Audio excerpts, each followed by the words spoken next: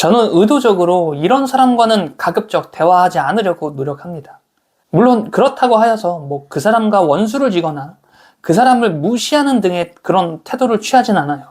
그냥 자연스레 멀어질 수 있도록 하는 것인데, 핵심은 그 사람과의 관계에 초점을 맞춰서 애쓰기보다는 내 일과 또 내가 해나가야 할 그런 성취를 위해 더 몰입하고자 노력하는 거예요. 그럼 자연스럽게 그런 사람과의 관계가 멀어지게 되더라고요.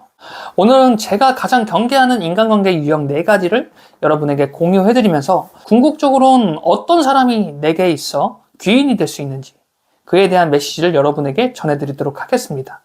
만날수록 나를 가난하게 만드는 인간관계 첫 번째, 모든 의식의 흐름이 부정으로 끝나는 인간관계를 가장 경계합니다. 이는 내 5차원 세계를 완전히 망가뜨릴 수 있는 유형의 인간관계예요.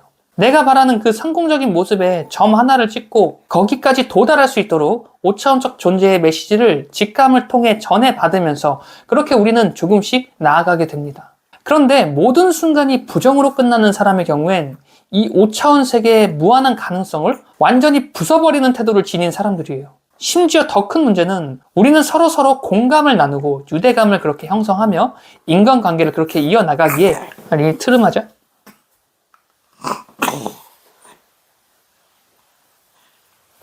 트름하자.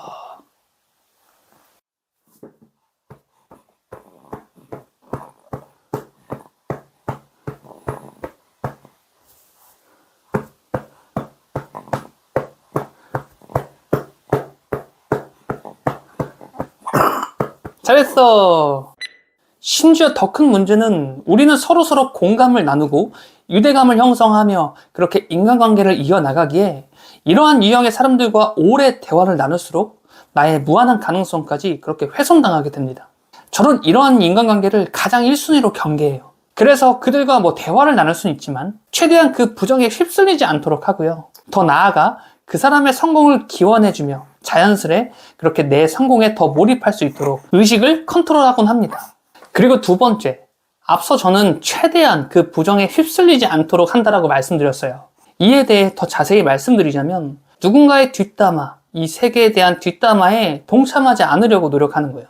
저도 한때 누군가의 뒷이야기를 하기도 하고 또 그로 인해 오해를 사기도 하면서 여러 가지 과정을 거치기도 했는데요. 이 뒷담화야말로 나의 5차원 세계를 무너뜨리는 행위 중 1등 순간이라는 사실을 여러분 명심하셔야 돼요. 부정의 생각만으로도 우리의 5차원 세계는 영향을 받게 되는데 그것을 내 입으로 말해버리게 되는 순간 그 영향력은 나의 5차원 세계에 각인되게 됩니다. 가령 요새 금리가 너무 높아, 요새 경기가 너무 안 좋잖아 와 같은 이런 멘트가 일상에서 대표적으로 경계해야 할 멘트예요. 금리가 너무 높기 때문에 누군가는 최적의 투자 타이밍으로 보는 사람도 존재합니다. 또 경기가 너무 안 좋기 때문에 부의 대이동이 가능하기도 하고요. 더 나아가 내가 치고 올라갈 수 있을 기회도 여러 존재한다는 의미가 되기도 해요. 왜냐하면 경기가 너무 좋고 안정적이라면 그만큼 내가 치고 올라갈 기회의 TO가 적다라는 것을 의미할 거예요. 그런데 이런 기회를 알아보는 것은 반드시 이 긍정의 생각 회로일 것입니다. 부정의 말, 부정의 생각으로 여러분의 5차원 세계를 훼손하지 마세요. 그리고 세 번째, 불법을 정상으로 여기는 사람을 또 주의 깊게 경계해야 합니다. 이런 사람들이 있어요. 이 정도는 절세라고 하는 거야 라는 등으로 자신의 행위를 합리화하는 사람들, 누군가의 돈을 받아 몇 바퀴 회전시켜서 돈 세탁을 하려는 사람들, 특히 법으로 규정하여 이것은 불법이라고 명시하는 것인데도 그것을 활용하여 자신의 이점을 취하고자 하는 사람들, 반드시 경계해야 합니다. 생각은 공감을 일으키고 전염되기에 이렇게 불법을 정상이라고 여기는 사람들과 자주 어울리게 되면 자연히 그 불법은 나에게 있어서 해도 되는 행위라고 그렇게 여겨지게 되는 순간이 오게 돼요. 이전 영상에서 한 차례 메시지를 전했지만 전지전능한 5차원적 존재들이 모인 이 세상에서 규칙과 질서는 이 세상을 더 이롭게 작동하게 만드는 요소 중 하나입니다. 그런데 불법이란 그 규칙을 깨는 행위이고 궁극적으로는 이 세계 전체에 악영향을 줄 수밖에 없는 요소가 될 거예요. 그리고 그에 대한 카르마는 반드시 내가 짊어져야 할 것입니다.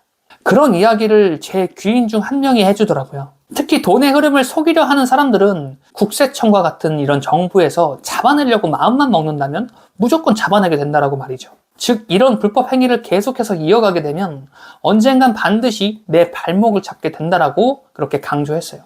하여 처음부터 아주 투명한 자금 운용을 할 수 있도록 훈련하라고 메시지를 전해주더라고요.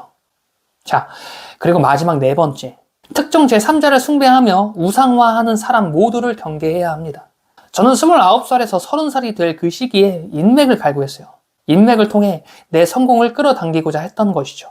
결과는 수천만 원의 빚을 지게 되며 인생이 무너지는 경험을 했습니다. 여러분 반드시 기억하세요. 내 성공은 반드시 내가 이루어낼 수밖에 없습니다. 흔히 삶이 너무 고통스럽거나 정말 막다른 길에 처하게 될 때면 특정 종교나 특정 제3자에게 기대어 자신의 삶의 무게를 덜어내고자 하는 게 우리 인간인 것 같아요.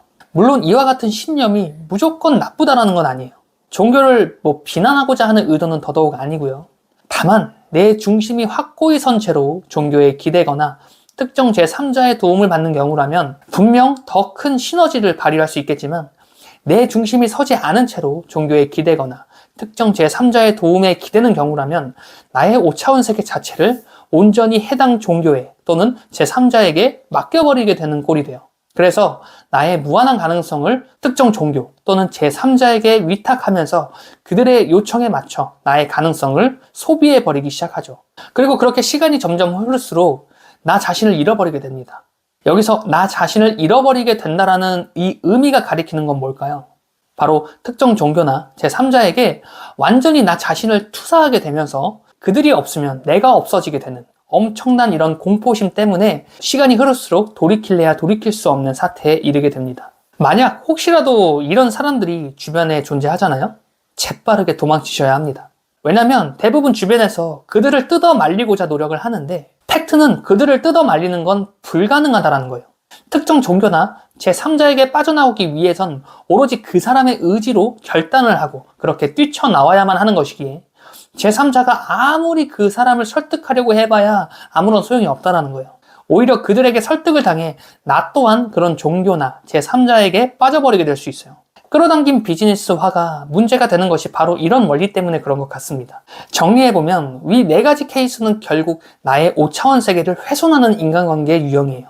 여러분, 나의 무한한 가능성을 훼손하는 인간관계를 절대 용인하지 마세요. 반대로 여러분의 무한한 가능성을 온전히 인정해주고 지지하는 인간관계를 주변에 더 가까이 하셨으면 좋겠습니다. 여러분의 무한한 가능성을 믿으시고 그 어떤 위기의 순간이라도 반드시 나는 풀어낼 수 있다는 그 사실을 믿으시면서 오늘 하루 여러분의 작은 성공을 이루어 나가시길 바라겠습니다. 성공은 여러분이 누려야 할 당연한 권리라는 사실을 잊지 마세요. 지금까지 5차원 레온이었습니다. 영상 시청해주셔서 감사합니다.